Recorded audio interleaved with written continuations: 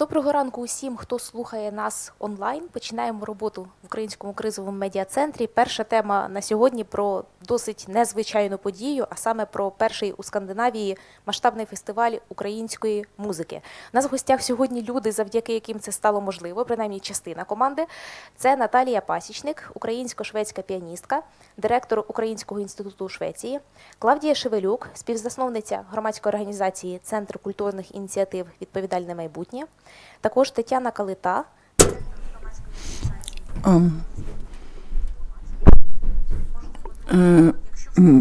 So we are starting our press briefing on the topic Scandinavia's first largest Ukrainian music festival. So please tell us, how have you come up with the idea? What was it? For those who haven't heard about the festival before.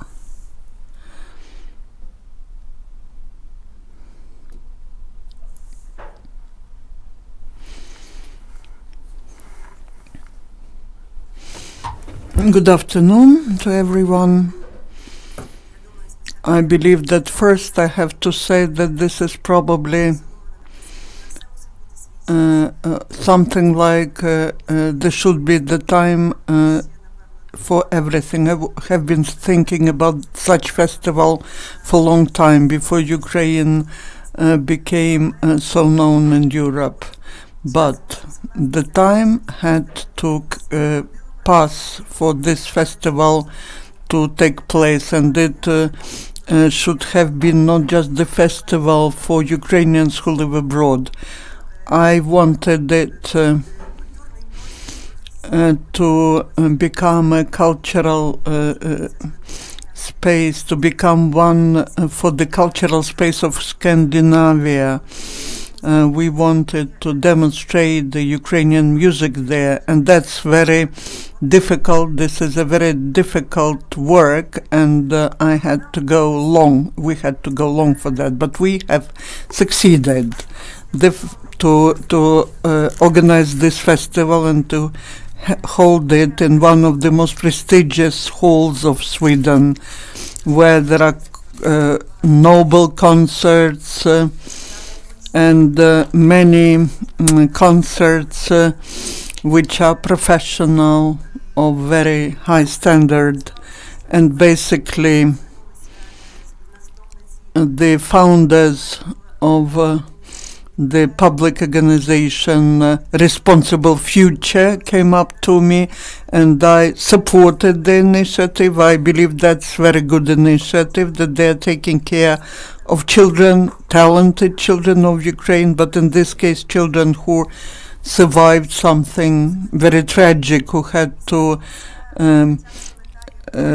go away to run away from war. And then Tetyana Kalita, she suggested the concert by Shevelyuk choir, and 50 children from Shevelyuk choir. That's quite a big group, and means a lot of work, and that's why we came up with the idea to organize the cooperation with the Swedish choir. In Sweden there's a long tradition of choir singing, and there's one of very famous schools for choral music. So we decided to get these things united. It's very difficult to promote Ukrainian music abroad. Maybe in Ukraine few people know who are Revutsky, Kosenka, Stutsenka, and in Europe no one knows. And that is why we had to find some keys which would help us open the door. And because Ukraine is getting integrated into European space and children are the future of Ukraine, I believe that we have found this key to the hearts of Europeans. And on the 23rd, 24th of October, there was the first festival of Ukrainian music in Stockholm. The members of royal family, diplomatic corps, a lot of media were present there. And yesterday I came back from Stockholm, and I even yesterday was receiving some newspaper articles, because people are still talking about this festival, and I thank my partners from Ukraine who basically helped me a lot, and we do have hope that this festival will be a long-term festival. I believe that such initiatives cannot be one-day initiatives. We want it to become an initiative which will stay there for years. Thank you. I don't know who to ask questions, but tell how many musicians and participants from Ukraine were there, what was the age, what were they performing, not in very detail, because most of our listeners probably do not know much about classic music. On the stage there were more than 150 people. From Ukrainian side, the biggest group was Shevelyuk choir, about 50 children. The orchestra of Lviv Philharmonics. These are two big groups, and that meant a lot of work, and they presented Ukraine at a very high professional level. And also children that the NGO Responsible Future is taking care of.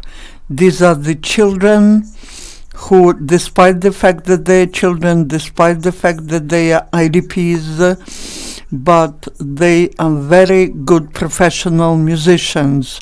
And for me personally, that was the most important thing. It was important that they demonstrated very high professional level, the choir, the orchestra, and the children. They were performing the pieces of Ukrainian composers or composers who were related to Ukraine. For the first time, the second piano concert of Mozart was performed, but basically most of what relates Mozart to Ukraine, most of his life lived in Lviv, and he founded the society which later became the conservatoire, and I studied there. Then there was Tuchevsky's piece performed, the composer who was born in Rivne, and I was born in Rivne, but then he left to Israel, and he's considered to be Israeli composer, but he got his education, and in his music you can hear that he was born in Ukraine. His piece was for the first time performed by one of the most famous Swedish cello players. And also Shevelyuk choir was performing some classical pieces, but most of them were the pieces of Ukrainian composers, and that was very interesting for the public in Sweden. And the children were performing Skorik, Lysenka, Stetsenka. And what was also very interesting from the professional point of view, that was a gift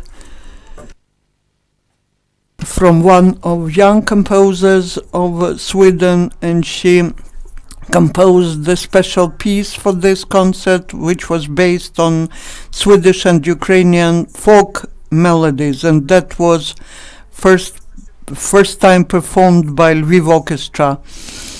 And 2 weeks ago, her pieces were performed at BBC Prom. She's one of the most famous composers of Sweden, and that was something that attracted many people from professional community, and it was very important for us to attract professionals. I will interrupt you, but please, for those who would like to hear this piece, how can people find it? It's not on YouTube now, because we have just received the recordings today, but in the nearest future, I believe tomorrow, the day after tomorrow, we'll download on the YouTube channel of Ukrainian Institute in Sweden, and I believe that NGO Responsible Future and the Institute of Cultural Diplomacy will also download that on their web pages. Now, Claudia, if you would like to say a few words. And Claudia is the co-founder of NGO Center for Cultural Initiatives Responsible Future. It's very important for me to be here in the UCMC because today is the day of the cultural activist, and it is great that today we are talking about what our organizations are doing abroad to develop Ukrainian culture, to promote Ukrainian culture. Our organization in November will be 3 years old, and 3 years ago in the UCMC we presented our project Responsible Future in the UCMC. I would like to thank Natalia for very warm and effective cooperation. I can mention that our NGO organized 25 concerts in 20 cities of the world: Paris, Brussels, Washington, Antwerp, and New York. The representative office of Ukraine in New York, but Sweden, that was a very special, very warm place for our children. Our children were received very sincerely and warmly. I believe that was quite unique thing when in so short period of time, during 3 days, children together with Swedish performers, together with Swedish children, managed to play at the stage, to visit Swedish music school, and they found out about the educational process at school. And after the performance of Anya and Sofia Kyslyak, who have just joined us in Swedish school, the children, Swedes, came to them and they told them, just tell us, how do you manage to change your fingers so fast? I would like to request to show the piece of performance of Anna and Sofia.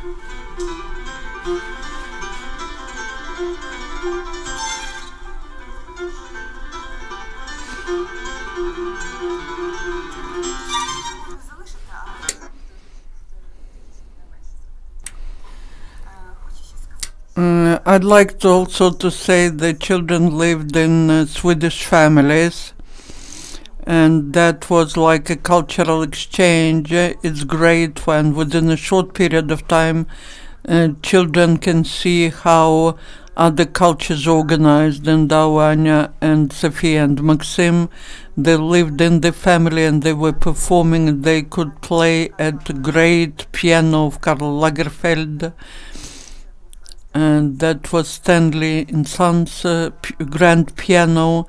And then at night when they were performing, I believe it would be better if the girls tell about their impressions.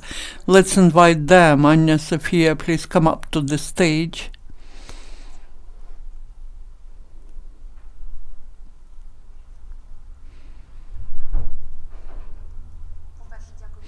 First of all, thank you for coming here. Tell us, how old are you? How long have you been playing? Tell again which is the instrument. We are 11, and we are violin players, and we study at music school number 2 in Kiev. And tell us, please, how many hours a day do you perform? Do you exercise? There should be 5 hours a day. But we exercise for those 3 hours, and that's a lot. Even though I play the guitar, I don't exercise so long. Good afternoon, day newspaper, Olga. Please tell me, who's your teacher? I know that you've arrived from Donetsk together with your mother and grandmother, and because of your teacher. That means alone, if the children follow their teacher, that's a unique situation. And tell us, second question is, you talk to Swedish children, you were at a music school, what impressed you most? Maybe there were some interesting things that you've learned about educational process in Sweden. Maybe you've learned something new, maybe something impressed you. Our teacher is Елена Ивановна Приходько. We learned from Swedish children that they are sitting on pillows in classes, and the pillows very big. The school is very big and very good, very nice. The school is good and nice. And when you were at school, do you believe that they study less than we or more than we? No, they study more. Are they as tired as we are at school? No. Thank you, girls. If you want to say something else, to talk about something else, we liked so much the trip, because it was very difficult, but we liked it. And we talked to Swedish children. They were asking us questions, we were answering. And we are grateful to Natalia, to Bogdan Pivnenko, to Victoria.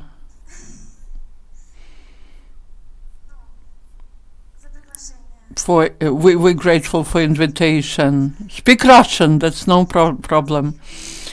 And from what you've seen and you saw in Sweden, what surprised you most? What was very unusual there?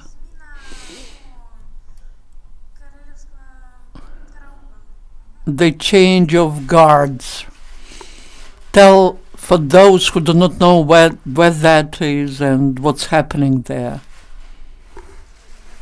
Is it near the royal palace, the change of guards? Is it at 12 at noon? Yeah? Okay, thank you, girls. If you want, stay there, or if you want, go down here. Who else would like to share impressions? I will briefly add that unfortunately one of our performer got sick, Zhenya Jalalova, and she has moved from Lysychansk, and we had to reformat the concert. And from Warsaw, Nazar Pliska, who's 10 years old and who's Ukrainian, came, and in 2 days he learned how to play together with the orchestra, with the Swedish performers, and I would like to demonstrate his level of performance.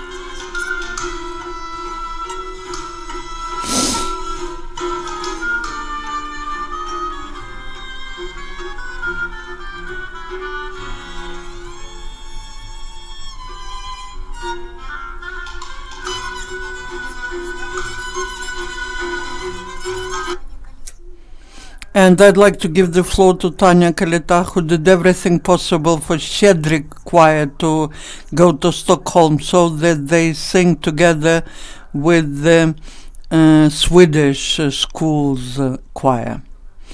Good afternoon to everyone. In fact,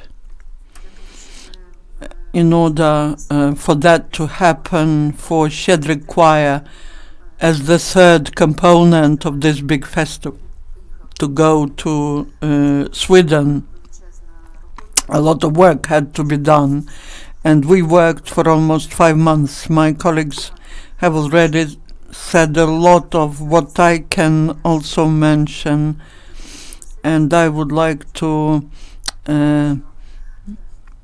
emphasize that, and that is that there's a precedent of the presence of Ukrainian classic music in professional space of Sweden, and the fact that Natalia Pasichnyk did everything so the professional platform that took place. We need to applaud her for such work, and for how you worked. I hope that together with the colleagues we have been working as hard at this festival because it's so important for us. I represent the NGO, recently created NGO. We haven't officially presented our organization. We started from having become the partners. We participated in several international events, and that is the Festival of Ukrainian Music in Stockholm, and before that our logistic was so that on the way to Scandinavia we visited Poland. We also participated in the international event there, Ukrainian Week in Gdańsk. I would like to tell a few words on Shevelyuk choir.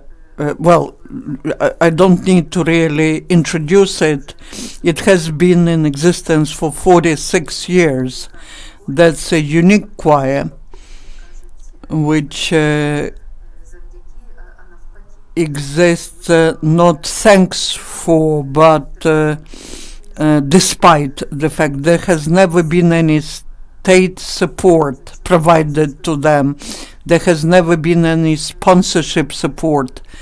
They exist as just NGO of one district of Kiev, but they perform at the best professional stages with such famous, world-famous musicians of global standard. You know that on Monday there was a concert of Gidon Kremer at the National Philharmonics, and Shevelyuk choir also performed with Kremer at the best stages of the world.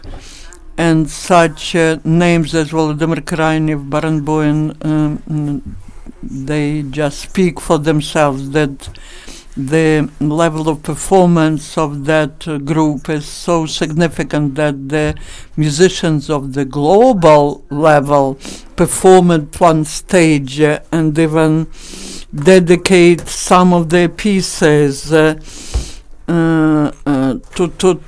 Shevelyuk.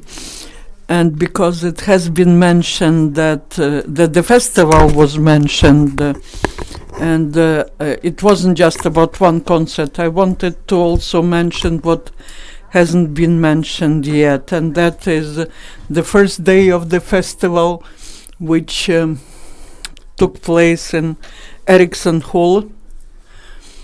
I believe it's named after Swedish famous conductor, and that is also professional platform.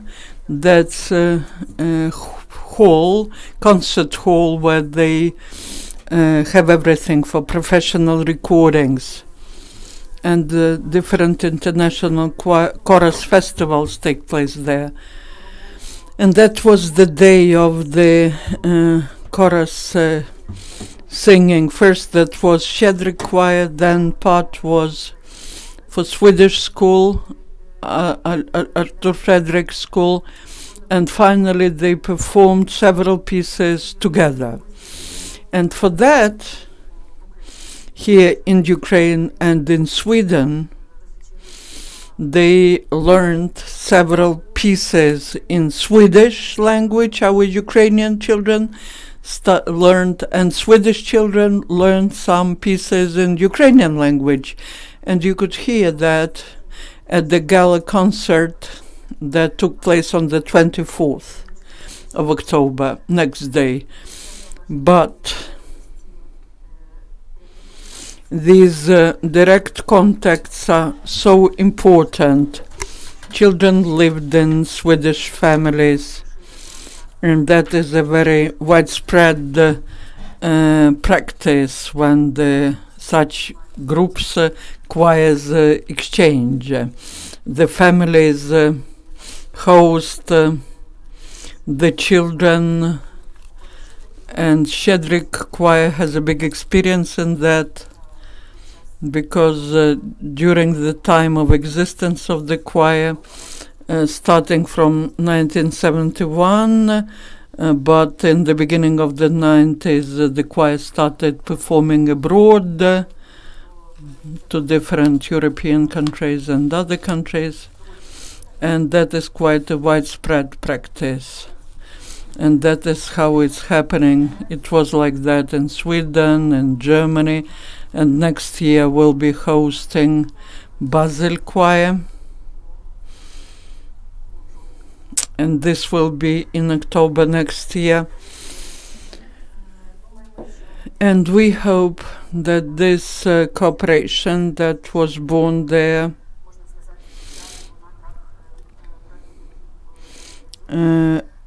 and that is part of the project which is being implemented, but now the new project is being born, like this one. The children have just returned from that trip, but we have already received a letter from the conductor of Swedish school, Markus Josefsson, with the invitation. He first of all expressed his admiration and great gratitude for this cooperation, and he suggests to continue this cooperation in the future. So we do hope that this will take place. And I'd like to add a couple of more words. One of the most emotional moments of the gala concert was Shevelyuk's choir performance. They performed the prayer for Ukraine by Lysenka, and the audience, and there were 80% of Swedish public, they stood up.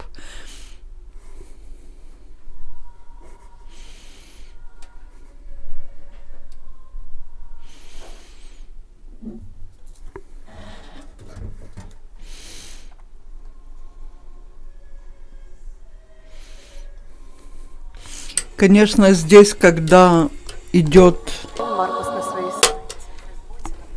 Нет. Marcus wrote on his Facebook page, I turned back, I believed that people started leaving, but I saw that people stood up.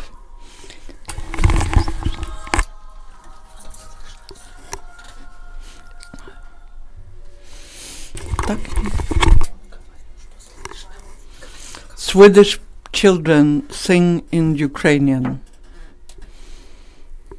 Бред. Так не должно быть.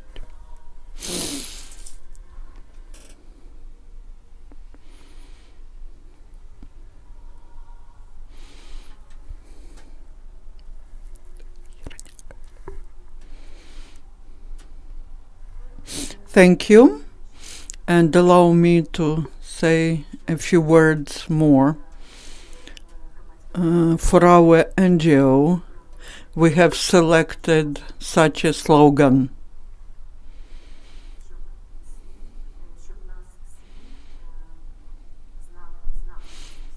The world should know us from our words. We, our musicians, our conductors, our singers, writers, all cultural activists should be should be promoting the knowledge about Ukraine, about the level of our arts and culture, about what's happening in Ukraine.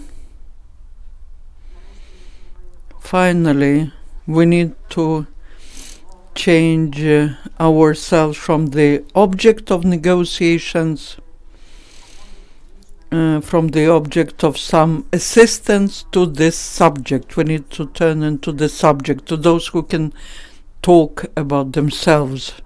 That is very important for us. And this festival, which was founded by the Ukrainian Institute in Sweden, is promoting that idea.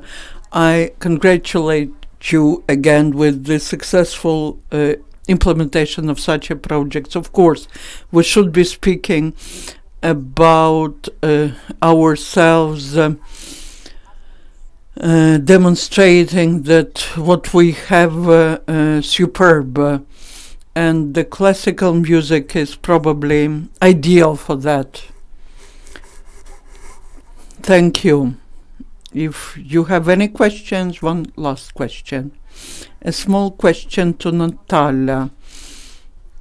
Tell us a couple of words about Ukrainian Institute in Sweden, and what are your nearest plans? I don't know how to say about that in a couple of words. This Ukrainian Institute was founded 3 years ago, and all my professional life I've been involved into different cultural initiatives of different European countries, Goethe Institute, French, Polish institutes. And when we started talking about ourselves in Scandinavian space, despite the lack of any funding, during 3 years, well, I can show you what can be achieved without any funding, without any bureaucracy. We are the members, that's unique case. We are the members of the International Cultural Institutes and Association of Cultural Institutes. And that's probably a precedent, and I believe after us it should be easier. Sometimes I have an impression that we are like in a deep snow, are making first steps. That's very complicated, but that's at the level, very high level, and I need to say that Ukraine, at least in Sweden, is associated with our institute. And our nearest project, in a couple of weeks, there will be the 3rd Nordic Festival of Ukrainian Film. And we'll be presenting Ukrainian film in Sweden. We started cooperating with Stockholm Film Festival, which is one of the most famous one. They're big, we're small, and that's very important for us. And it's important that Ukraine takes its place in such a context. Thank you. Unfortunately, we have to finish.